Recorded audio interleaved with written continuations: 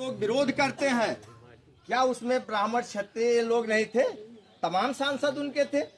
क्या वो लोग बेवकूफ थे? हम लोग जो अपने को कक्षा 5 पास करके बहुत विद्वान समझते हैं, मैं इसलिए ये बात कह रहा हूँ कि जिन लोगों ने जो है समाज के दुख और दर्द को समझकर और संविधान में इस तरह का अमल किया, क्या वो बेवकूफ थे?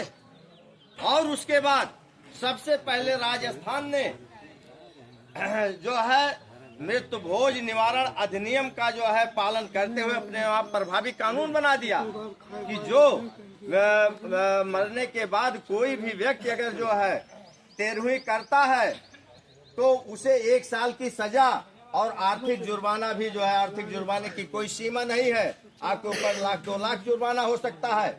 अगर वो चोरी चुप्पे करता है तो उस ग्राम के लेखपाल और जो है ग्राम प्रधान को वही सजा मिलेगी जो संविधान में वर्णित है। उसके बाद झारखंड, छत्तीसगढ़, तमिलनाडु, मध्य प्रदेश तमाम सरकारों ने जो है इस पे प्रभावी कानून बनाया और बनाने के बाद जो है वहाँ इस चीज का जो है बखूबी पालन हो रहा है। और सबसे मजेदार चीज यह है कि हमारे लोग तार्किक कहते हैं, एक तर्क देके, चूंकि समय बहुत ज्यादा हो रहा है और इतना बढ़िया तर्क आपको दे देना चाहते हैं कि ये अतार्किक है, कोई भी बात तर्कपूर्ण है ही नहीं। जैसे आपको सीता स्वयंवर बता दे रहे हैं, जैसे सीता स्वयंवर में लिखा है कि 10,000 राजा शामिल हुए, चलो ठीक है मान लेते हैं 10,000। आज पूरे विश्व के देशों की संख्या 194 देश है।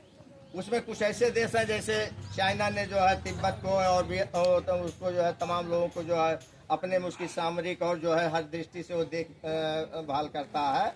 ऐसे तमाम देशों को मिलाकर 205 देशों की संख्या है, तो 10,000 राजा आखिर आए कहाँ से? पहला सवाल ये हुआ। मान लेते हैं कि 10,000 राजा आए, और सबसे मजेदार चीज ये है कि अगर कोई भी व्यक्ति धनुष उठाने के लिए झुकेगा तो उसको कम से कम 3 फीट जमीन चाहिए, तभी वो पूरी ताकत अपनी लगा पाएगा। लेकिन हमने जो कैलकुलेशन किया वो 2 फीट पे किया। अगर 10,000 राजा आए और 2 फीट जमीन उन्होंने धनुष से चूंकि बारी बारी उठाए, इस कहानी को सभी लोग जानते हैं इसलिए ज्यादा काट के बोल रहे हैं कि एक एक करके उठाए तो नहीं उठा, तो 10,000 राजा मिलके एक साथ उठाना शुरू किए। तो अगर एक राजा 2 फीट जमीन ले रहा है तो कितनी जो है फीट जमीन हुई? 20,000 फीट जमीन हुई। इसको जब हमने मीटर में कन्वर्ट किया तो कितना मीटर बना? 6,000 मीटर बना। और जब 6,000 मीटर बना तो सभी पढ़े लिखे लोग बैठे हैं, 6,000 मीटर माने 1,000 मीटर का 1 किलोमीटर होता है।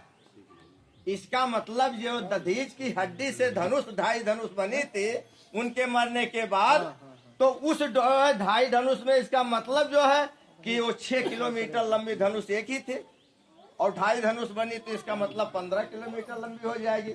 लेकिन एक ही धनुष को आप मान लीजिए अगर 6 किलोमीटर लंबी थी, तो दुनिया में आज तक कोई ऐसा कंकाल वैज्ञानिकों को नहीं मिला कि जो यह सिद्ध कर दे। पूरी दुनिया में आज तक 16 फीट से लंबा कंकाल नहीं मिला। और वे यूरोप में जो दलदल है वहां आया था 7-8 साल पहले, वहां की जो है उसमें एक 16 फीट का कंकाल मिला, आदमी का ना। हाँ, आदमी का। और जो है अगर जो है इस तरह से अगर उनके शरीर में 2.5 जो है धनुष बना था दधीच के, ऋषि दधीच के, तो निश्चित है कि दधीच 50 फीट के रहे होंगे लंबे, तभी तो 2.5 धनुष बन पाएगा, नहीं तो नहीं बन पाएगा। इसलिए मैं कह रहा हूँ, और थोड़ा सा और दिमाग लगाइए कि मान लेते हैं 10,000 राजा नहीं उठा पाए, उस धनुष को सीता जो है एक हाथ से जब वहाँ साफ सफाई करती थी तो एक हाथ से उठा के इधर से उधर रख देती थी। तो यहाँ सबसे बड़ा सवाल मैं खड़ा करता हूँ कि जो इस धनुष को 10,000 राजा मिलके नहीं उठा पाए, सीता एक हाथ से उठा के रख देती थी, इसका मतलब 10,000 राजा से ज्यादा ताकतवर सीता थी, तभी तो एक हाथ से धनुष उठा के रख देती थी। और उस 10,000 राजाओं में उठाने में रावण भी था। तो फिर यहाँ सवाल ये खड़ा होता है कि बलवती सीता का कमजोर रावण ने कैसे हरण कर लिया? ये तार्किक चीजें जब दिमाग पे जो है प्रेशर डालोगे, समय बहुत कम है और समय ज्यादा भी हो रहा है, नहीं तो आकाश घटना और 2-4 मिनट और बोल दे भैया। नहीं नहीं, बस करिए, तो चलिए, समय बहुत हो गया। तो इन चीजों को आप लोग सोचिए।